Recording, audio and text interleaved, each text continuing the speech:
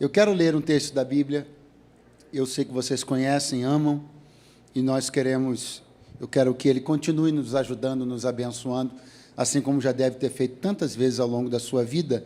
É o Salmo de número 23. Abra aí, por favor, Salmo de número 23. É bom retornar a esta casa após um tempo e ver o que Deus está fazendo. A consolidação dos crentes, a salvação de tantos, ver a maturidade dessa igreja, ver o avanço dessa igreja como comunidade, como corpo, ver as coisas que Deus tem feito e a alegria de saber que é só o início de tudo aquilo que ainda será realizado pelo Senhor aqui nesse lugar. Deus seja para sempre louvado. Salmo de número 23. Salmo de número 23. Quantos encontraram? Digam bem forte: eu amo a Bíblia. Está escrito: o Senhor é o meu pastor, nada me faltará. Deitar-me faz em verdes pastos, guia-me mansamente a águas tranquilas, refrigera a minha alma. Guia-me pelas veredas da justiça por amor do seu nome. Ainda que eu andasse pelo vale da sombra da morte, não temeria mal algum, porque tu estás comigo, a tua vara e o teu cajado me consolam. Preparas uma mesa perante mim na presença dos meus inimigos, unges a minha cabeça com óleo, meu cálice transborda. Certamente que bondade e misericórdia me seguirão todos os dias da minha vida, e habitarei na casa do Senhor por longos dias. Quantos podem dizer amém? Há um apreço, há um chamego, né, particular dos crentes com dois salmos da Bíblia, são eles o 23 e o 91. Mas a razão que explica isso não é uma razão difícil de entender. Se você observar a lição mais básica, o núcleo de cada um desses dois salmos, a bênção que cada um deles evoca, você vai entender por que eles são tão queridos e tão amados. A principal bênção, a bênção nuclear evocada pelo Salmo 23, é a da provisão. Diga comigo, provisão. A bênção nuclear evocada pelo Salmo 91 é a bênção da proteção. Diga, proteção. Se você fizer um grande resumo do que você precisa em todas as demandas da sua vida, você vai chegar a essas duas bênçãos: provisão e proteção. Tudo além disso seriam aí adendos e generosidades da parte do Senhor.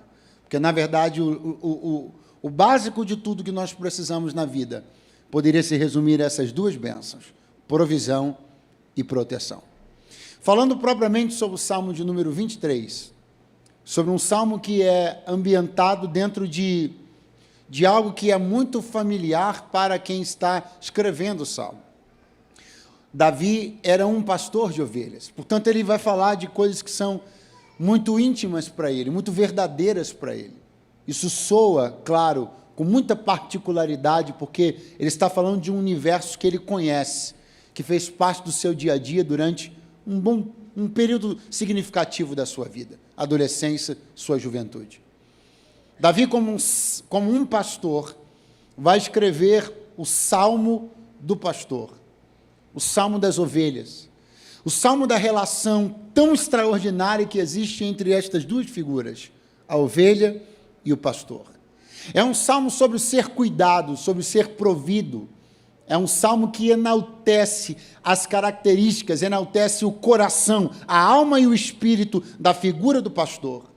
E enquanto a figura do pastor vai sendo enaltecida nas suas características, vai sendo enaltecida no seu poder e naquilo que ele pode dispensar, eu, como ovelha, vou lendo e me sentindo cuidado, amado, vou percebendo que, de verdade, as coisas que estão escritas aqui são experimentadas por nós todo dia. Nós somos ovelhas do maior aprisco do mundo, o aprisco universal do pastor Jesus de Nazaré. Quantos estão dentro deste aprisco que podem dizer amém por isso nesta noite? Estar dentro desse aprisco significa, portanto, ser provido, ser cuidado pelo Senhor. É interesse e é desejo de Deus. Jesus mesmo disse sobre si: eu sou o bom pastor. Jesus sempre teve o interesse de agregar as pessoas, de reunir as pessoas. O que está acontecendo hoje aqui, que tanto nos fez falta em momentos da pandemia, onde isso não pôde acontecer, o que está acontecendo hoje aqui é algo que foi gerado no coração de Deus.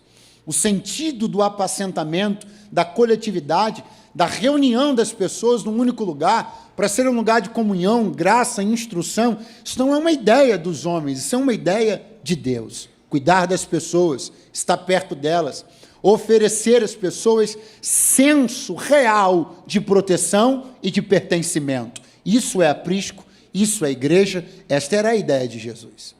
Isso para Jesus era um conceito tão sério, quem me ouve, diga amém. Isso para Jesus era um conceito tão sério, que quando você vai observar por 2 vezes, a Bíblia falar sobre uma comoção particularmente grande de Jesus. A expressão é: moveu-se de íntima compaixão. Isso fala de uma comoção muito particular que Jesus teve em 2 momentos. Um deles é o momento onde Jesus observa uma mulher que já era viúva, ou seja, ela já havia perdido o marido e estava enterrando o seu filho. Então ela tinha 2 grandes perdas para administrar. Aquela mulher, a viúva de Naim, havia perdido muito. Diga após mim: ela havia perdido muito. Mas a outra vez em que Jesus moveu-se de íntima compaixão foi numa oportunidade onde ele observou as pessoas. E diz a Bíblia que ele as observava como ovelhas que não tinham pastor. Ele as observava perdidas como ovelhas que não têm pastor. Então ele moveu-se de íntima compaixão. Agora pare e pense. Quando Jesus demonstrou o mesmo sentimento, você viu uma coisa em comum?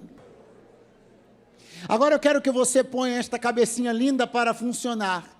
E pense uma coisa comigo, porque eu lhe disse que Davi está escrevendo sobre um ambiente que ele conhece, um ambiente que lhe é familiar, um ambiente de um aprisco, um universo campestre, pastoril, é uma coisa que ele conhece. Agora, por favor, pense comigo por um instante acerca de uma propriedade onde se cuida de ovelhas, onde o negócio daquela propriedade são ovelhas, uma propriedade, um campo, onde se cuida de ovelhas. Pense comigo. Nesse campo, nessa propriedade, existem 2 figuras principais. Quantas figuras? A primeira grande figura e figura principal é a figura do senhor da propriedade. Falar sobre o senhor da propriedade é falar sobre um gestor. Por favor, muita atenção. O senhor da propriedade costumeiramente está num lugar, uma casa que se distingue das outros imóveis que a propriedade possa ter. É aquilo que a gente chamaria de uma casa grande, né? O senhor desta propriedade que eu estou levando você a construir comigo, ele assenta-se por detrás de uma mesa bonita, numa bela cadeira, de onde ele delibera as questões a respeito do negócio das ovelhas. Ele é um gestor, ele é o senhor da fazenda. E a outra grande figura que existe dentro dessa propriedade é o pastor. Agora, muita atenção, porque eu estou lhe dizendo que são figuras de fé. Isso é muito importante, são figuras de fé.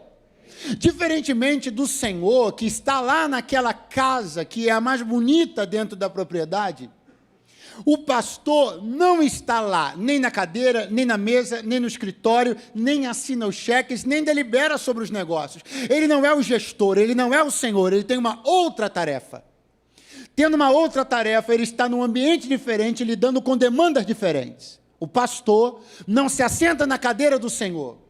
Da mesma maneira que o Senhor também não sai de sua cadeira para vir no pasto. Porque na estrutura de uma fazenda comum, cada um deles tem suas atribuições e seu espaço onde eles trabalham e executam suas tarefas. Só que Davi está escrevendo assim: o Senhor é o meu pastor. Então Davi está dizendo assim: nesta fazenda, nesta grande propriedade chamada aprisco, Senhor e pastor não são pessoas diferentes. Eles são a mesma pessoa. Pastor, mas o que isso tem a ver com o que o senhor anunciou quando disse que o salmo era messiânico? O senhor disse, o salmo é messiânico, eu vou ler o primeiro versículo para mostrar para vocês que o salmo é messiânico. Aí o senhor lê o primeiro versículo, fala sobre uma propriedade, fala sobre uma fazenda, fala sobre duas figuras, e aonde entra o caráter messiânico do salmo? Entra aí.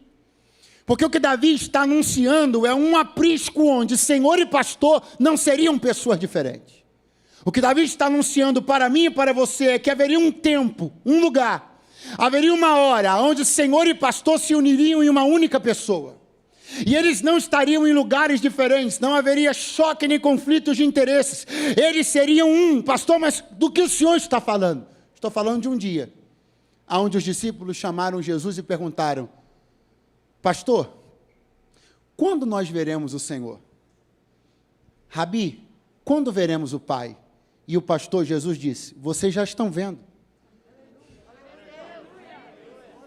Porque eu e o Pai somos, o Senhor e o pastor são a mesma pessoa. Mas eu gostaria muito de dar um glória, está aqui na minha garganta, pastor Eduardo, eu queria dar um aleluia, está preso aqui, eu só precisava de mais uma boa razão prática para entender como isso fica bom para mim. Em que ponto, em que sentido eu sou na prática atingido por essa ideia? Simples. Se você pensar que quando alguém que está na ponta de uma situação, como pastor, ele enxerga as demandas, ele observa as coisas que precisam ser feitas, só que ele depende de que o gestor autorize. O pastor de uma fazenda nunca vai poder autorizar, por exemplo, que um recurso X seja designado para cuidar da saúde de uma ovelha. Ele sempre vai depender de uma autorização de alguém. Quando as duas pessoas são diferentes, a informação demora a transitar. Quando há duas pessoas no comando diferente, os conflitos podem ter, em algum momento, algum tipo, as ideias podem ter, em algum momento, algum tipo de conflito. Mas quando Davi diz, o Senhor e o pastor são a mesma pessoa, ele está dizendo, Deus, que era o Senhor, resolveu o problema, ele fez-se pastor na terra, e agora eles são um, então o mesmo que vê, é o mesmo que concede, o mesmo que percebe a necessidade, é o mesmo que assina, o mesmo que sente a sua dor, é o mesmo que delibera a vitória sobre ela. Não vai demorar para a informação chegar, porque o Senhor e o pastor são uma única pessoa. Isso é um mistério do Verbo encarnado. O Salmo 23 é um mistério do Verbo encarnado. A Bíblia diz um texto fantástico que você já deve ter ouvido alguma vez, porque não teve por usurpação ser como Deus. Antes, assumindo a forma de servo. Você está entendendo que isso é o Senhor descendo no pasto, assumindo forma de servo. Ele deixou o seu trono. O Senhor desceu para sujar seus pés no pasto. O Senhor desceu do trono para conhecer as dores do homem de perto. Esse é um mistério que os homens na carne não entendem, mas para aqueles aos quais a graça de Deus já foi revelada, você sabe bem o que é isso. Pastor, mas está teologizado demais, mas na prática você sabe o que é isso. O que é não ter um Deus que está na cadeira da gestão do globo da terra, mostrando-se indiferente nem distante, mas um Deus que está na sua vida, nas suas dores e nas suas demandas, todo santo dia. Eu proponho que a este Deus, a este Senhor e a este pastor, seja dado um brado de júbilo na noite desta quarta-feira. Aleluia! Aleluia! Avisa para o seu vizinho, o Senhor e o pastor são a mesma pessoa. Quando o pastor enxergar a dor, o remédio não vai demorar a chegar, porque o Senhor e o pastor são a mesma pessoa. Quando o pastor vir as lágrimas da ovelha, o consolo não vai demorar a chegar, porque o Senhor e o pastor são a mesma pessoa. O Senhor é o meu pastor e nada. Desafiadoramente nada. Incrivelmente nada. De maneira contrassensual a qualquer tipo de falta que o mundo ou a sociedade tenham, Davi está dizendo, nada vai me faltar. Estando onde Ele quer que eu esteja, transitando onde Ele quer que eu transite, vivendo a realidade e a experiência que Ele quer que eu viva, há uma palavra sobre mim: nada vai me faltar. Esta é uma promessa e uma palavra que são condizentes ao aprisco. A promessa está relacionada à permanência no lugar. A promessa está relacionada a estar onde Ele quer que eu esteja. Se eu estou onde Ele quer que eu esteja, não vai me faltar nada. Mas o que divide o lugar onde eu estou para o lugar que as ovelhas não estão é só uma cerca. Pois é. Então você vai ter a experiência de enxergar onde você está, não faltar nada, e do outro lado da cerca poder estar faltando tudo. Porque você precisa começar a entender que quando Deus decidiu cerrar os céus sobre Israel, durante 3 anos e meio não choveu, nem orvalho desceu. Na circunscrição do Reino do Norte não choveu, só que na vizinhança chovia. Porque o mesmo Deus que decide a quem abençoa, também decide a quem não dispensa. Eu e você precisamos começar a acreditar na capacidade que esse nosso Deus tem de escolher um lugar e de derramar uma bênção focal, a ponto de você olhar para o vizinho da direita e perceber que vocês podem estar debaixo do mesmo céu, mas não estão debaixo da mesma nuvem. Ah, você foi embora, vou te dar outra chance. Você pode estar debaixo do mesmo céu do seu vizinho, mas não está debaixo da mesma nuvem. Porque o Deus de Gideão ainda é o mesmo Deus. Por que ele só está falando isso? Porque um homem que foi chamado por Deus, chamado Gideão, ele fez uma prova. Ele disse: o Senhor é comigo mesmo, então eu gostaria que o Senhor provasse um tipo de poder muito especial. Qual? Eu queria que o Senhor pegasse esse velo de lã aqui. Eu vou botar ele em cima aqui em cima da eira. E eu queria que durante toda essa noite chovesse só em cima dele. Quando foi no outro dia, só o velo de lã estava molhado, toda a terra estava seca. Olha o que Deus está demonstrando. Eu posso, daqui, de cima, apontar um ponto específico na terra e fazer chover só sobre ela. Se você acha que Deus pode fazer a chuva acertar um bolo de lã, Ele erra a tua casa? Vou tentar de novo. Você acha que se Deus pode fazer uma chuva acertar um bolo de lã, você acha que Ele vai errar a tua casa? Vai errar a tua família? Há uma nuvem repousada debaixo daqueles que estão sob esta palavra.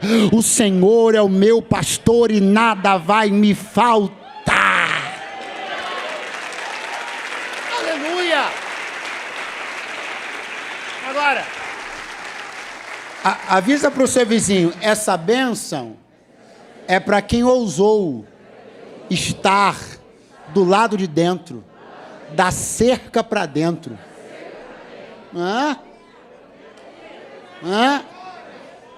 Por que muitas pessoas não estão usufruindo da bênção do Salmo 23? Porque elas estão da cerca para fora. E por que elas estão da cerca para fora? Porque quando elas enxergaram a cerca, elas só pensaram no limite. Vou explicar o que eu estou querendo dizer. Você sabe por que muita gente não está aqui onde nós estamos? Porque quando eles olharam a cerca, eles pensaram no limite. Será? Eu não quero essa vida para mim.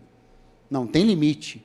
Não, de vez em quando o pastor vai, fala uma coisa, fala outra, prega, abre a Bíblia. Cara, tem uns negócios que não dá, umas coisas que eu vou ter que deixar. Aí ele chega, coloca o pezinho no aprisco. Aí ele olha para a cerca e na cabeça miúda dele ele diz assim: aquilo lá vai me limitar. Então eu prefiro ficar do lado de fora do aprisco do que estar do lado de dentro e ter certas limitações. Só que o grande problema de quem se atém apenas à cerca como limite é que não entende que ela também protege e garante que quem está do lado de dentro receba o que não recebe quem está do lado de fora. Eu quero louvar a Deus porque a cerca não te assustou.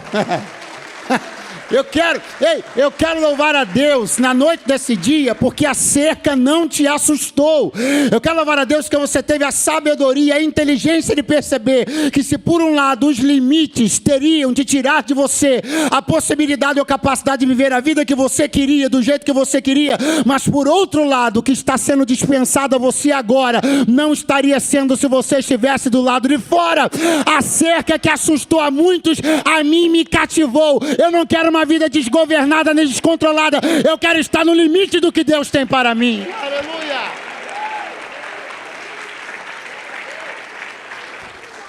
Olha para alguém que está do seu lado, prega por ele e diga: limites só assustam os fracos.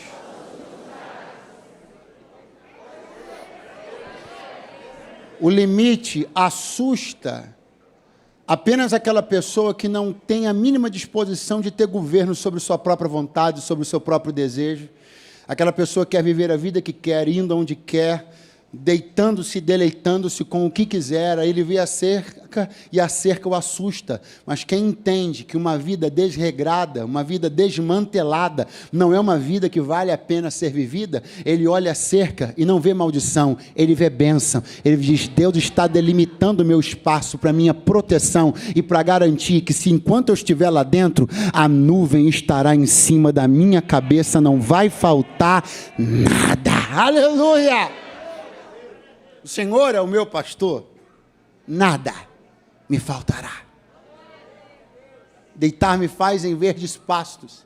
É muito interessante porque a palavra pasto, pastores, ela tem uma designação dupla. Tanto pasto, se você for embora, volte agora. Tanto pasto é uma palavra designada à comida da ovelha, como pasto também é designado ao lugar onde a ovelha transita. Pasto tanto é a comida que ela come, quanto é o lugar que ela frequenta. Não é por acaso que, falando de ovelha, sempre haverá uma associação direta. Pergunte: entre o quê? Entre o que você come e o lugar que você frequenta. Então, se você sabe de alguém que anda reclamando da comida que come, peça para ele rever o lugar que frequenta. Porque a ovelha que está comendo mal está escolhendo aprisco errado. Quando você decide comer bem, decide estar num bom lugar. Decidir o lugar é decidir a comida. Para a ovelha, decidir o aprisco é decidir o cardápio. Deitar-me faz em verdes pastos. Guia-me. Como? Como é seu meio de condução? Como é a sua forma de conduzir as ovelhas? Guia-me como? Mansamente. Eis mais uma prova de que trata-se de um salmo messiânico, porque Jesus disse: aprendei de mim, que sou... Aí Davi diz: guia-me mansamente. Perceba como o coração do pastor está sendo revelado, está sendo exposto nesse versículo, quando o salmista diz: o jeito dele fazer as coisas é um jeito manso. O jeito dele apacentar é um jeito manso. Não confunda, contudo, mansidão com nenhuma outra coisa parecida, por exemplo, como tolerância a tudo. A mansidão do pastor não significa a letargia do pastor. A mansidão do pastor não significa a condescendência do pastor. Jesus é um pastor que sabe ser manso e sabe ser enérgico. Jesus é um pastor que sabe cuidar de nós com tremenda mansidão, sem deixar de dizer para nós exatamente aquilo que a gente precisa ouvir. No aprisco de Jesus você encontrará um apacentamento manso, mas encontrará um apacentamento enérgico e efetivo. O glória a Deus some nessa hora. Mas eu quero levar você a compreender uma outra questão importante na fala do salmista Davi, quando ele diz: guia-me mansamente. Ou seja, o jeito que ele vem cuidando de mim é manso. O jeito que ele se apresentou para mim no início da jornada foi um jeito manso. O que me cativou nele foi perceber que ele era... Só que nós vamos caminhando. De repente, diz Davi, ele guia-me mansamente e eu chego num destino. E qual é o destino? Águas tranquilas. Aí o que eu descubro? Que o perfil do lugar para onde ele me levou, águas tranquilas, é exatamente igual ao perfil do coração que ele demonstrou no início. Então, no que isso me tranquiliza? Saber que o que ele está demonstrando ser agora, ele não vai mudar no final. Eu queria muito que você aquietasse seu coração e sua alma. Por quê? Porque eu sei que você já teve que lidar com muita gente que mostrou um coração no início da jornada, mas mudou o coração no meio da jornada. Muita gente que talvez para ganhar a sua confiança, ganhar espaço na sua vida, ingresso na sua família, demonstrou um coração manso. Mas quando você começou a caminhar, o lugar para onde essa pessoa te levou foram águas turbulentas, mar bravio, ondas difíceis, mas Deus me trouxe aqui para dizer uma coisa para alguém. Aquilo que eu me revelei ser para você no início é exatamente aquilo que eu serei no curso e é aquilo que eu serei até o final. Eu não sou manso no início para jogar você numa tormenta. Eu não sou manso no início para jogar você num vendaval. Eu te guio mansamente e quando a gente chegar no final, as águas serão tão tranquilas quanto o meu coração. Ou alguém pode levantar as mãos essa noite de quarta-feira. Não tem surpresinha ruim, não é venda de cartão postal para você poder comprar o pacote de viagem, chegar lá e perceber que era uma coisa completamente contrária. Eu não sei você, mas eu já tive uma experiência que me tira risadas minha de um amigo meu até hoje, de um hotel que eu peguei nas milhas do cartão de crédito e cheguei lá, parecia até aquele hotel da Transilvânia. Irmã, você não está entendendo não. Não, você não está entendendo. Eu fiquei muito focado na localização, né? Para poder andar a pé fácil, me deslocar, e na cidade não conhecia, outro país e não sei o quê. Irmão, parecia o hotel da Transilvânia. A porta do quarto parecia eu não sei o que era aquilo, não. Aí eu falava com um amigo meu, eu falava, cara, mas a gente chega lá no saguão, a gente vê umas pessoas distintas. Uma gente bacana. Então deve ser o andar, esse andar que deve ser o andar fantasmagórico, deve ter coisa boa nos outros. Ou seja, em algum momento da vida, provavelmente você já foi seduzido por alguma imagem. Em algum momento da vida, provavelmente você já foi cativado por uma coisa que se mostrou de um jeito no início, mas se revelou do outro depois. Mas o evangelho não é assim. A mensagem da graça não é assim. Não é um embrulho bonito com conteúdo nefasto.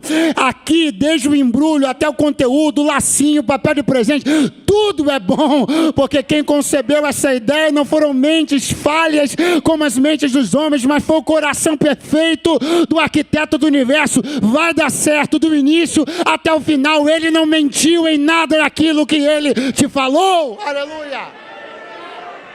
Oh, aleluia, guia-me mansamente a águas tranquilas. Repete comigo, por favor. Refrigera.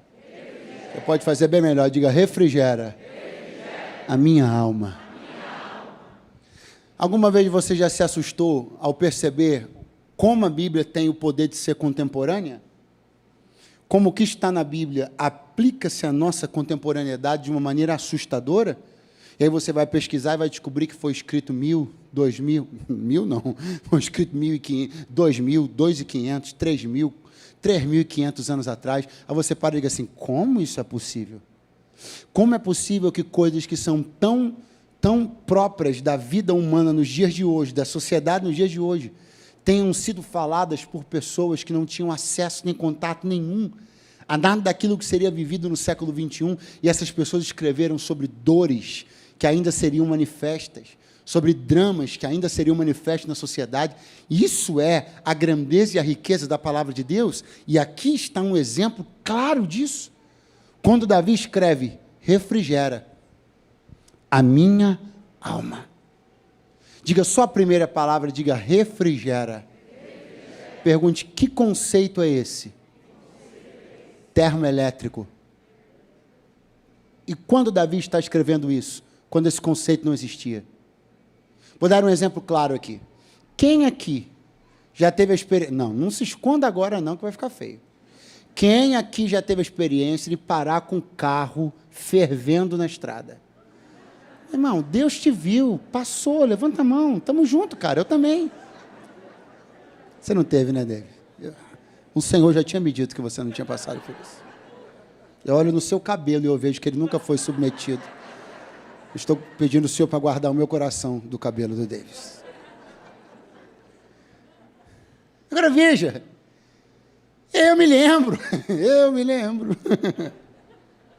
O desespero que dá no motorista quando ele percebe o termômetro começar a subir. De repente uma fumaça vai subindo do capô. E aí você encosta o carro, levanta o capô, fica com aquela cara de que entende alguma coisa do que está acontecendo ali. É igual batida de carro. Você já viu batida de carro? Duas pessoas batem, as duas saem e ficam assim. Parece que você ficar rodeando, vai fazer um efeito que a lataria vai voltar. Não vai. E aí o cara levanta o capô do carro, fica ali olhando aquela fumaceira toda, aí ele olha lá e terá, como a gente fala no Rio, vai garotear. Aí meter a mãozinha lá no reservatório de água, aí quando mete a mão, aí sai borbulhando tudo, ele se queima, fala em línguas, é uma coisa maravilhosa. Mas qual é a grande questão que envolve isso daqui?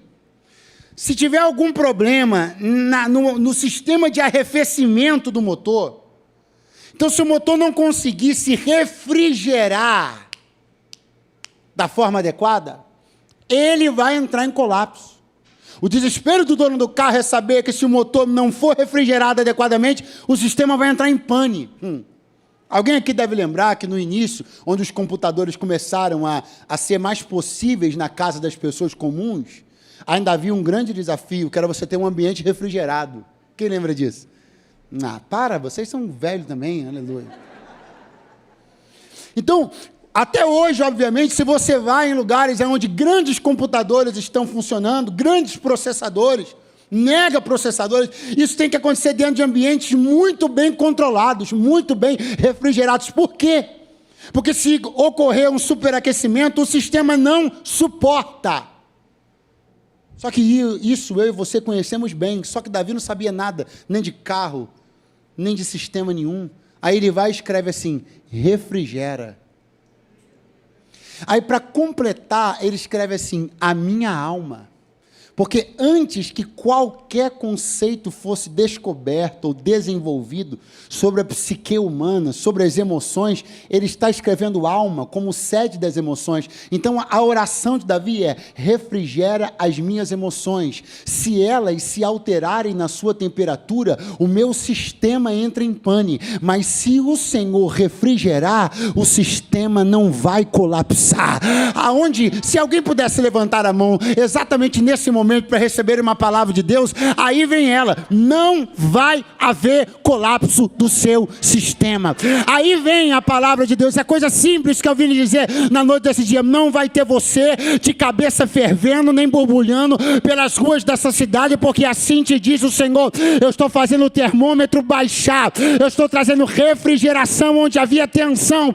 O Deus do Salmo 23, que antevê, que antecede os dramas das sociedades futuras, ele já conhecia a dor do homem aqui, ele conhece a minha dor, ele conhece a sua dor, e ele me trouxe de longe para dizer, não vai ter colapso, o refrigério vai chegar antes. Aleluia.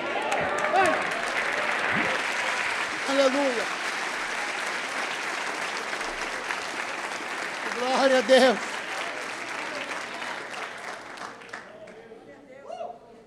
Alguém pode dizer, refrigera minha alma? Alguém pode dizer isso mais forte, refrigera minha alma? Que venha da parte do pastor um refrigério sobre a sua alma. Ele está observando a subida frenética do nível do seu termômetro. Ele me trouxe para dizer, eu acompanhei o quanto o seu termômetro subiu durante os primeiros dias dessa semana. Como as primeiras notícias que chegaram a você, ainda na noite de domingo para segunda, começaram a elevar os graus da tua temperatura. E como você chega hoje na quarta-feira, no meio da semana, já fatigado, já com sinais de cansaço, com sinais de exaustão nos seus sistemas emocionais, mas ainda em tempo, antes que o termômetro bata no teto, antes que o sistema colapse, ele vem para nos lembrar, eu sou o mesmo do Salmo 23, eu refrigero sistemas, eu arrefeço, superaquecimentos não vai acontecer contigo, o que tem acontecido com tantos, porque se tu escolhesse estar dentro do aprisco, há uma bênção sobre a tua vida, há um refrigério sobre a sua vida. Guia-me pela vereda da justiça. Repete essa parte após mim. Por amor. Isso aqui é muito sério, gente. Por amor do teu nome. Tão importante quanto absorver a bênção do guia-me pela vereda da justiça é compreender a posição muito específica em que a parte B do versículo está colocada dentro do Salmo. Qual parte? Essa que vem agora. Por amor do teu nome. Se você olhar para o Salmo, você vai perceber que essa parte está inserida na metade do Salmo. Significa entender que a metade de uma jornada onde Deus me favorece, me supre, me abençoa, me guarda, a metade dessa jornada foi percorrida. Aí bem na metade da jornada vem o salmista me lembrar, vem o salmista me acordar, vem o salmista me saculejar e dizer, é por amor do nome do pastor. Para exatamente evitar que a minha e a sua alma caiam num grande e perigoso laço. Ele tem nome, pergunte qual? Meritocracia. A meritocracia é um dos maiores laços que existe. Quando alguém começa a pensar que é por você, exclusivamente, que algo está acontecendo. Quando você ignora uma verdade bíblica e elementar, que tudo é dele, por ele e para ele. Pastor, mas eu não gosto de pensar por esse lado. Por que você não gosta? Eu imagino por quê. Você não gosta porque isso tira de você aquela sensação agradável, gostosa, de que Deus está agindo por você. E não deveria tirar, porque não é isso que eu estou dizendo. Não estou dizendo que Ele não tem como objetivo alegrar você, favorecer você. Não estou lhe dizendo que você, como filho, não é alguém a quem o Pai tenha total interesse de abençoar. Mas confie em mim, eu estou lhe protegendo de um laço muito grande. Porque quando nós construímos a ideia de pensar que tudo o que está acontecendo é exclusivamente por nós, chega na metade do Salmo, você olha para trás e diz, por mim, porque sou bom, porque andei corretamente, porque fiz tudo certo, Deus proveu, abençoou, refrigerou. Só que se na metade do Salmo você escorregar, você vai pensar, Ele não vai fazer mais nada. Se você pensa que enfraquece o conceito do que é andar com Deus, pensar que as coisas que Ele faz são sobretudo e soberanamente por Ele, eu lhe digo que isso protege você, porque na hora que você sente-se merecedor de uma coisa boa, tudo bem, mas quando você sente que não é merecedor de nada, aí você olha para esse versículo e se lembra, mas Ele faz as coisas para o louvor da sua glória. Aí você se levanta, aí você se recupera do tropeço, e aí você volta a entender que Ele favorece a você porque te ama, mas soberanamente o interesse que Ele tem é glorificar o nome dEle. Compreenda, as mesmas pessoas que pareciam estar muito alegres, achando que elas estavam no centro de tudo, Deus gravitava em torno delas, a Bíblia gravitava em torno delas, os anjos gravitavam em torno delas, e pareceu uma experiência muito interessante pensar que tudo as rodeava, mas quando elas tropeçaram, elas disseram, nunca mais Deus faz nada por mim. Então é muito mais seguro sair do centro e colocar Ele, porque do centro Ele não pode ser demovido jamais. Então eu caio, mas Ele sempre está de pé, eu fracasso, mas Ele é vencedor sempre, eu empobreço, mas Ele sempre será dono do ouro e da prata. Então tira o foco de você e põe nele, seja alvo da bênção dEle, tudo é dEle, por Ele, para Ele. Quantos podem erguer as mãos por alguns segundos? Eu estou te fazendo um bem, um bem. Guia-me pela vereda da justiça. Mas por quê? Por amor do seu nome. Ele me favoreceu até aqui, porque me ama? Sim, mas soberanamente Ele sempre terá o interesse de revelar a sua glória e de glorificar o seu nome. Guia-me mansamente às águas tranquilas, refrigera a minha alma. Guia-me pela vereda da justiça por amor do seu nome. E ainda, eu entro em fase conclusiva. Ainda, diga comigo, ainda. Qual é o assunto agora, pastor Eduardo? Vale da sombra e da morte. E sobre o vale da sombra da morte, Davi começa a conversa dizendo, ainda que eu ande. Vamos ser honestos e francos, o que ele está querendo dizer? Eu não tenho interesse de andar. Não sou sádico, não sou masoquista. Eu não estou buscando uma hora onde eu não vejo a hora de entrar no vale. Ai, estou doido por um vale, não vejo, estou seco num vale. E tem uns crentes que têm essa perturbação. Eles acham que se eles não estão no vale, alguma coisa muito errada está acontecendo com eles. Mas Davi era um crente muito franco e muito sincero. Então ele abre dizendo assim, ainda que eu ande. Ou seja, não é minha pretensão, não estou sonhando com isso, passar o Réveillon no vale. Partiu. Não, ainda. Só que tem muita maturidade nessa fala, minha gente. Porque se por um lado ele diz, não é meu desejo, não é minha intenção, não é o que eu quero. Por outro lado ele está dizendo, eu não ignoro que o vale da sombra e da morte exista. Porque o grande perigo não é você não querer entrar. O grande perigo é você negar a existência. Eu posso, como um crente maduro, pedir para Deus me guardar. Eu posso, como um crente maduro, não querer hoje estar bem e amanhã de manhã acordar no vale da sombra e da morte. Mas como crente maduro, eu nunca vou deixar de saber que esse é um espaço que existe. Porque quando eu olho para trás, quando eu vejo os anos em que caminho com Deus, eu percebo as tantas pessoas que já passaram por vales. Eu lembro dos vales que eu já passei. Então, o que me fortalece não é ser negacionista quanto ao vale da sombra e da morte. O que me fortalece é saber que, ainda que eu ande pelo vale da sombra e da morte, não temerei mal algum, porque tu estás comigo. A mentalidade sadia não é a mentalidade que simplesmente vive a vida ou vive o evangelho como um conto de fadas.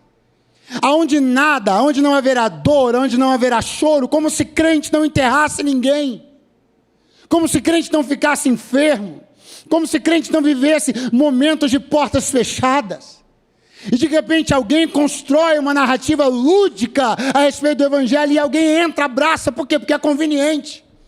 Só que de um lado de cá, alguém está ouvindo mensagens, frequentando igrejas, sabe lá Deus, aonde está sendo tirada dela a realidade do que é a vida. Aí ela diz, não, esse negócio de vale da sombra da morte não existe, luta não existe, dor não existe, lágrima não existe, não existe, não existe, não existe, não existe. Daqui a pouco, onde é que ela está? No vale da sombra da morte. Então perceba que negar a existência do dia mau não muda em nada a existência dele. A única coisa que muda é que você vai chegar lá despreparado. Negar a existência do dia mau não faz com que o dia mau não exista. Só deixa teu coração frio. Quando você pisa lá, você está totalmente despreparado e desaquecido. Mas há um povo que olha para as Escrituras, não como um livro de contos, mas que sabe que a verdade do Evangelho é, no mundo tereis aflições. O vale da sombra e da morte existe, mas eu tenho uma garantia que me foi dada pelo pastor. Ele estará comigo. Ou quantos podem erguer as mãos por alguns segundos e celebrarem, não pela iminência de vale nenhum, porque eu não vim aqui ser agoureiro, mas celebrarem o fato de saber que ainda que eu ande pelo vale da sombra e da morte, não temeria mal algum, porque tu, Senhor, estás comigo. A tua vara e o teu cajado me consolam. Sabe o que eu gostaria de dizer para você? Que a vara e o cajado estão como uma espécie de cancela na frente do vale.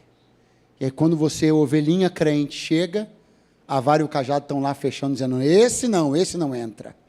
Mas não é isso que está escrito. Eu até gostaria de dizer para você, que quando você, ovelhinha crente, entra no vale da sombra e da morte, o pastor estende o cajado, fala para você, segura, você segura. Ele puxa, você sai voando. Só que a vara e o cajado não são um instrumento de impedimento para entrar. A vara e o cajado não são um instrumento para tirar você imediatamente, se você entrar. A vara e o cajado são um instrumento de consolo. E você sabe para que serve o consolo? Pergunte para quê? O consolo só se manifesta naquilo que você não pode mudar. Haverá coisas que você não vai poder mudar, mas sobre estas coisas você vai experimentar consolo de Deus. Haverá realidades que você não poderá mudar, mas a respeito destas realidades você vai experimentar o consolo de Deus.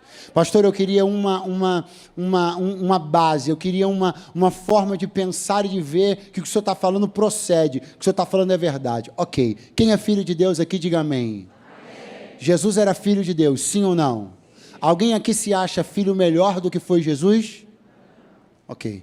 Quando Jesus entrou no seu vale da sombra e da morte, sabe qual foi? O jardim do Getsemane. Em oração ele transpirava sangue. E ele disse para o Pai, Pai, se possível for, me tira desse vale. passa de mim esse cálice. Sabe o que aconteceu? Veio um anjo de Deus. Sabe o que o anjo fez? O consolava. Porque sobre tudo que você não pode mudar, você receberá a visita do consolo de Deus. Caminho para concluir, lendo com você o penúltimo versículo. Preparas uma mesa perante mim na presença dos meus inimigos. Unges a minha cabeça com óleo. Meu cálice transborda. Diga bem forte após mim, uma mesa. Muito fraco, diga uma mesa. Preparada. Preparas uma mesa perante mim na presença dos meus inimigos. O salmista está sendo verdadeiro ao dizer que gostaria que os inimigos estivessem lá para ver. Só que as pessoas que são muito crentes, a essas alturas estão dizendo, eu acho isso um absurdo, e eu estou com medo de você levantar a mão e Deus te puxar, porque essa terra nem merece você mais. Mas gente de carne e osso como eu, Davi, e mais alguns que estão aqui, aleluia, gostariam que os inimigos vissem o que Deus vai fazer. Não, os anjos não deram glória, os super santos não deram aleluia, mas eu vou pregar para o pessoal que é gente de carne e osso igual a mim, e vou dizer para você, o Senhor permitirá que os adversários contemplem aquilo que Ele está por fazer. Preparas uma mesa perante mim, Senhor, bota os inimigos lá, para eles verem o que o Senhor faz. Uma mesa preparada pelo Senhor. Eu quero que você creia que eu vim de Deus liberar uma palavra, qual você está sendo convidado a tomar lugar numa mesa que Deus preparou. 3 aleluias, 4 glória a Deus. Vou tentar de novo. Você está sendo convidado a sentar-se a uma mesa que o Senhor preparou para você. Pastor Eduardo, o que eu faço? Aproxime-se sem constrangimento. Pastor Eduardo, o que eu faço? Aproxime-se sem reservas. Pastor Eduardo, o que eu faço? Aproxime-se sem o temor de que alguém possa não entender por que isso está acontecendo na sua vida agora. Por que o senhor diz isso? Porque você não tem ideia da quantidade de pessoas para as quais Deus já preparou uma mesa e eles ainda não tomaram lugar. Porque eles estão constrangidos em assumir postos para os quais Deus já os credenciou. Você está com vergonha de quem? Da sua família? Você está com vergonha de quem? Do seu colega de trabalho? Você está com vergonha de quem? De alguém que começou antes de você? Você está constrangido em assumir lugares, em viver bênçãos, em desfrutar de coisas? Você está constrangido por quê? Como poderia a bênção de Deus tornar-se uma razão de constrangimento para você? Ele me trouxe essa noite aqui para dizer, ousadamente, tome o lugar que eu preparei para você. Não permita-se ser constrangido em viver nada para o qual Deus está startando que você comece a viver. Ele me trouxe aqui para dizer a você, eu te darei paz para desfrutar de cada minuto na mesa que eu estou preparando para você.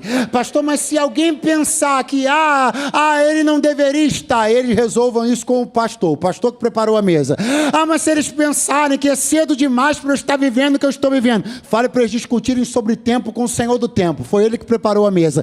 Mas se eles acharem que deveria ser eles primeiro e depois eu, peça para eles falarem sobre ordem de chegada com o pastor, foi Ele que preparou a mesa. A mim só cabe não me escusar do direito e da prerrogativa de tomar lugar onde Ele preparou para mim. Eu não vou viver além, mas também não vou viver aquém. A cadeira que é minha, o que Ele preparou para mim, eu estou subindo animadamente para possuir. Acabou, irmão.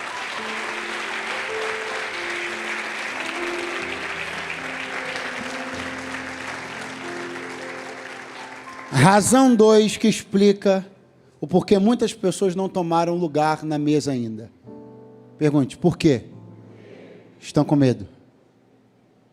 Alguém aqui já chegou numa festa e quando você se sentou, quando você debruçou-se, pôs os cotovelos, as mãos sobre a mesa, você percebeu que ela estava vacilante, estava bamba? Quem aqui já teve essa experiência? A partir daquele momento, o que acontece? Você não tem mais segurança para fazer nada. Você não tem mais segurança para se apoiar, para colocar um prato, um copo, porque perceber que a mesa está vacilando, tirou de você toda a paz de estar à mesa. Você sabe que muita gente ainda não tomou seu lugar à mesa? Porque ainda está com dúvidas se ela é vacilante ou é estável. E você deveria entender que Deus não te convida a nada que balança. Deus me trouxe aqui para dizer uma coisa muito simples para alguém. Não vai ter vergonha, não. Não vai ter essa de desfrutar de uma coisa e ter que retroceder 10 passos para trás depois e ter que ficar explicando por quê, onde. Deus me trouxe para dizer, eu não estou te convidando a uma festa que vai dar vexame. Se o vinho acabar, eu transformo a água em vinho. Fica tranquilo que eu estou no comando do negócio. Você está com medo que a mesa balance, que ela vacile. Você está com medo de apoiar tuas fichas, teus créditos, teus dias em promessas. Você está com medo de viver determinado tempo e depois, como é que eu vou? Pastor, depois que a gente se acostuma lá na mesa, como é que eu vou ter que voltar atrás? Pare de pensar desse jeito. Pare de achar que Deus convida pessoas a mesas com pés falsos. Ele me trouxe para ele dizer, estou te convidando a um lugar de estabilidade. O que eu prometi, eu vou fazer, não vai ter vergonha e nem vexame. Eu estou gerindo cada processo deste evento. A mesa quem fez fui eu, quem pôs fui eu. O buffet é governado por mim. Eu controlo a cozinha, eu controlo a equipe, vai dar tudo certo, está tudo na minha mão. Não vai ter vexame, eu estou nessa festa. Quem preparou esta mesa fui eu. Pastor, eu ainda estou com medo. Rapaz, sério? Tô. Eu ainda temo que eu vá lá e apoie minha vida, tire foto, fique todo feliz na mesa. Daqui a pouco eu percebo eu preciso de uma palavra, nem que seja muito louca. Aí é comigo mesmo. Para eu poder me assentar nessa mesa e crer que ela não vai balançar. Você quer uma palavra? Quem prepara a mesa do Salmo 23? O pastor. Quem prepara a mesa do Salmo 23? Quem é o pastor do Salmo 23? Jesus. Vamos de novo. Quem prepara a mesa do Salmo 23? E quem é o pastor do Salmo 23? E Jesus tinha qual profissão?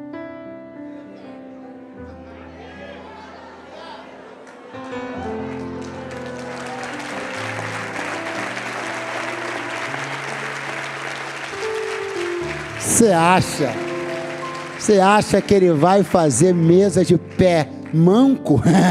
Ele me trouxe para dizer, da minha marcenaria sai mesa que tu pode se assentar com vontade, sem medo, porque não quebra, não despedaça, não arruína e nem tem vergonha.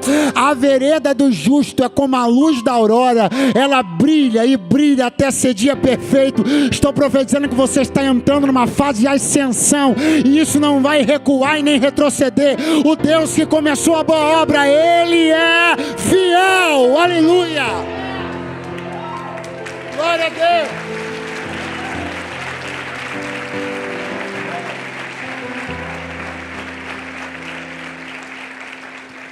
Unge da minha cabeça com óleo, meu cálice transborda. Unge da minha cabeça com meu cálice Qual é a verdade que o salmista está dizendo? O salmista está dizendo assim, pastor, quando o senhor estiver preparando a mesa, vai ter copo, põe água. Vai ter taça, põe vinho. Vai ter prato, põe comida. Mas o óleo, põe em mim.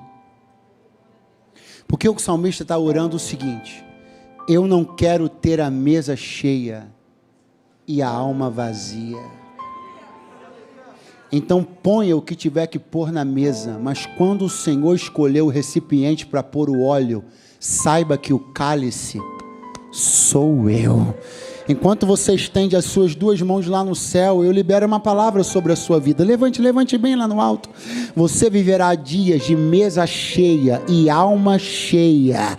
Você viverá dias de comida no prato, água no copo, vinho na taça e óleo do Espírito Santo na sua botija.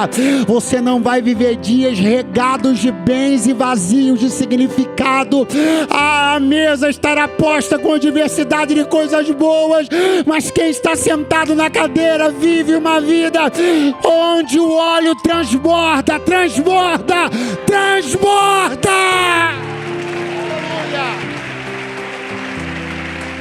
Fique de pé do seu lugar, porque o óleo vai transbordar.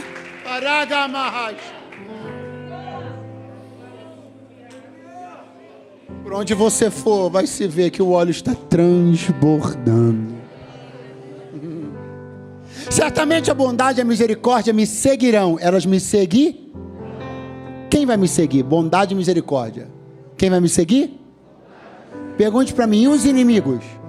Não, o voucher dos inimigos é só para o dia do evento. O que o salmista falou? Que bondade e misericórdia me seguir? Pergunte, os inimigos? O voucher deles é só para o dia do evento. O salmista está dizendo assim, eles presenciam o evento, mas não me seguem. Só quem me segue é a bondade e a misericórdia. Você precisa entender que alguns inimigos estarão presentes em alguns eventos, só para que eles testemunhem. Mas quando você sair dali para outros lugares, você vai olhar para trás e vai ver que quem te seguiu foi a bondade e a misericórdia. Os inimigos não têm autorização para andarem atrás de você. Houve um dia na história onde isso aconteceu. Houve um dia na história onde essa tela foi pintada, exatamente do jeito que o salmista colocou. Pergunte, quando? No dia que os filhos de Israel atravessaram o Mar Vermelho. Pastor, como é que foi isso? Vou lembrar você. Israel estava aqui, o povo de Israel que saíra do Egito. Diante deles um mar. Quem é que vinha atrás? Os inimigos. O Senhor diz para Moisés, por que clamas a mim? Diga aos filhos de Israel que marchem. Quando então eles começam a marchar e Moisés toca com o cajado, sopra um vento, o mar se abre no meio. Mas se você subir no meu helicóptero, venha comigo por favor. Se você subir no meu helicóptero e você perceber o mar aberto, olhando de cima, você vai perceber que Deus abriu uma mesa no meio do mar. Quem está me ouvindo? Eu vou de novo. Se você subir comigo no helicóptero e ver o mar aberto de cima, você vai ver que Deus estendeu uma mesa no meio do mar e começou a chamar cada um dos filhos de Israel para tomarem seu lugar. Pergunte, os inimigos estavam logo atrás, vendo como Davi pediu. Só que quando os filhos de Israel chegaram do outro lado, os inimigos pensaram que poderiam segui-los, só que só pode seguir bondade e misericórdia.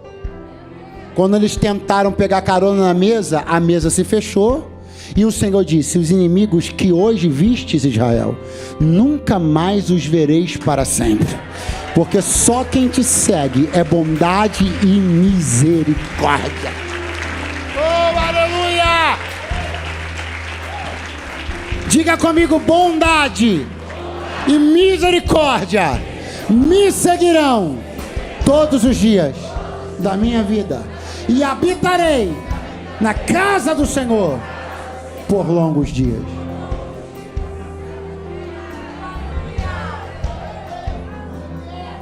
Olhe para mim. Eu preciso falar com alguém agora.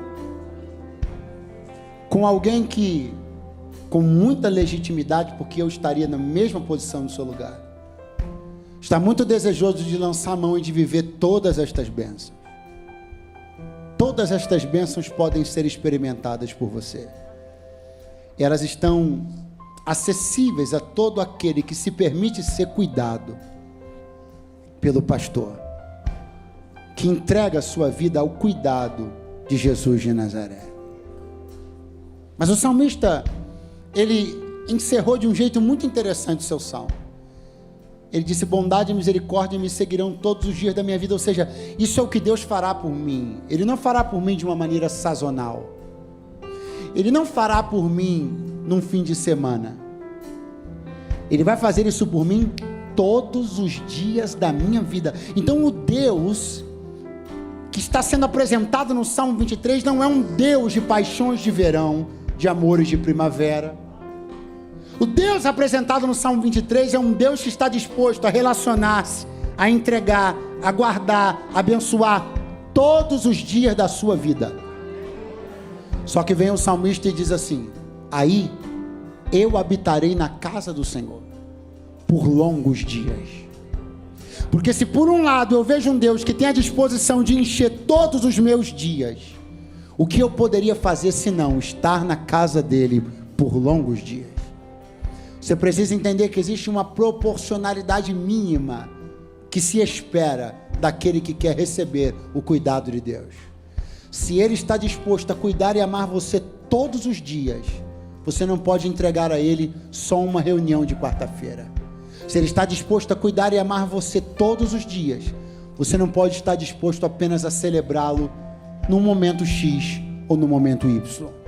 Ele me trouxe aqui para dizer uma coisa para alguém: eu estou disposto a cuidar e amar você todos os dias, e eu quero que todos os dias da sua vida sejam entregues e dedicados a mim também.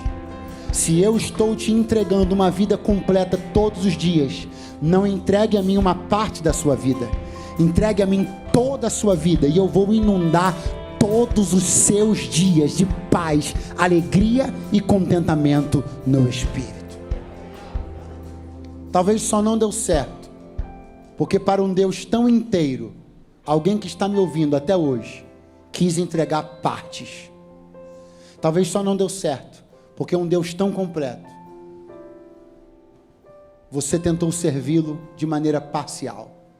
E Ele me trouxe hoje aqui para dizer: se eu me entrego para você todos os dias, entregue para mim sua vida toda.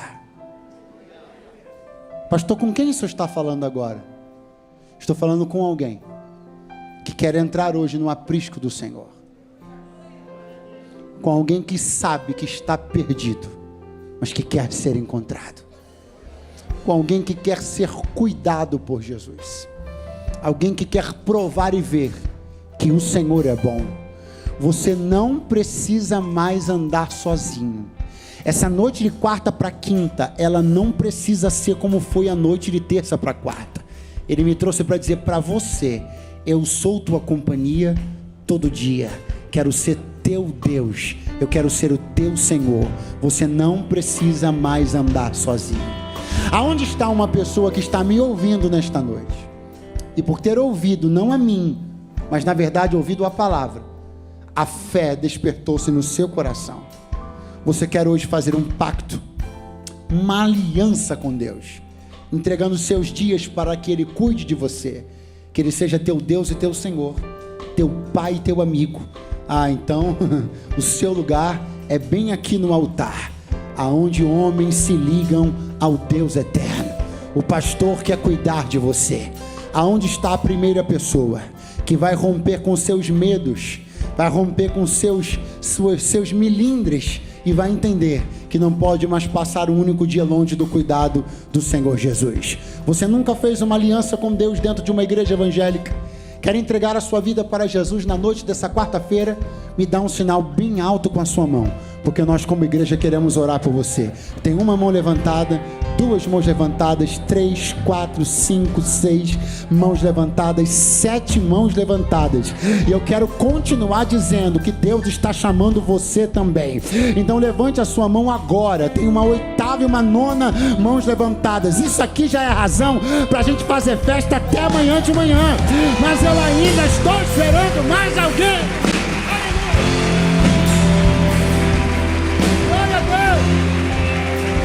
Quero chamar todas essas pessoas que me deram sinal com a mão. Por favor, venha correndo, venha, assuma um lugar aqui na frente. Aqui é onde Deus faz aliança. Aqui, pastor, eu estou meio constrangido, não tem porquê. Esse é o passo mais lindo da sua vida. É a movimentação mais nobre que você já deu. Venha alegre, sabendo que você não está vindo para um vexame, você está vindo para dias de glória. Deus está inaugurando um novo e poderoso tempo na sua vida. Saia correndo do seu lugar, venha ao altar da aliança. Deus está neste lugar.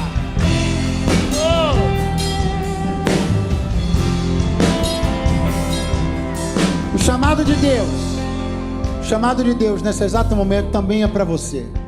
Você que um dia esteve dentro do aprisco do Senhor, e por razões que não cabem ser discutidas agora, você saiu do aprisco, pensando talvez em voltar em pouco tempo. Já faz muito tempo você não conseguiu voltar. Mas você não está aqui hoje por acaso. Você está aqui porque você foi chamado por Deus, convocado pelo Espírito Santo. E Ele me trouxe para dizer: você não pode passar mais um dia longe de mim. Volta para o lugar que é teu. Aonde está uma pessoa que está afastada do Evangelho e quer voltar para a casa do Pai hoje? Você que já foi crente um dia na sua vida, já se batizou, já tomou Santa Ceia e está afastado da igreja. Quer voltar? Uma pessoa quer voltar, duas querem voltar. Onde está a terceira que precisa voltar para casa hoje? Quem me deu um sinal com a mão já sai do lugar, vem para cá. Quarta pessoa já está me dando um sinal com a mão aqui. Meu irmão, eu estou sentindo que a pesca hoje vai ser de arrasto. Glória a Deus! Aleluia! Você pode ser cuidado pelo Senhor. É mentira do inimigo que o Evangelho não é para você. É mentira do adversário para você que tentou uma vez na sua vida ser crente, não conseguiu e foi convencido de que isso não era para você. É mentira. O céu é para você, o Evangelho é para você, o perdão é para você, o sacrifício de Jesus no Calvário foram para você. Então toda a culpa está sendo removida de cima de você agora. Eu libero tua vida em nome de Jesus. Libero teus pés, libero tuas mãos. Você que tentou sair do seu lugar e não conseguiu, tente de novo, você vai conseguir agora. Você está liberado. Me dá um sinal com a tua mão agora. Pode sair do teu lugar em nome de Jesus. Você está liberado. Pode vir em nome de Jesus. Você está liberado. Você é filho, você nasceu para o altar. Deus está esperando você. Eu vou dar mais um minuto para alguém se mover do seu lugar. O pastor David já está. Eu estou voltando a palavra para ele. Você não tem mais um minuto, você tem 54 segundos. Você não está entendendo o que está sendo decidido hoje aqui. Está sendo decidido vida e morte, céu e inferno, perdição e salvação. Está sendo decidido o futuro da tua vida hoje, está sendo decidido aqui. Você não está entendendo? É para sair correndo do teu lugar e agarrar essa chance. Mais alguém já está chegando. É para sair correndo do seu lugar e vir, porque Jesus é que está te chamando. Não é o Eduardo do Rio de Janeiro, é Jesus. Pode vir, mas alguém está chegando. Jesus está te chamando. Você só tem 15 segundos. 15 segundos, graças a Deus. Mais alguém está chegando. Você só tem 10 segundos. Graças a Deus. Graças a Deus. Meu irmão, eu já perdi a conta. E conta que não é o problema, que a gente não veio para fazer conta. A gente veio para fazer festa. Os filhos estão voltando para casa. Quem pode celebrar? Só quem está feliz aplauda Jesus. Vamos lá.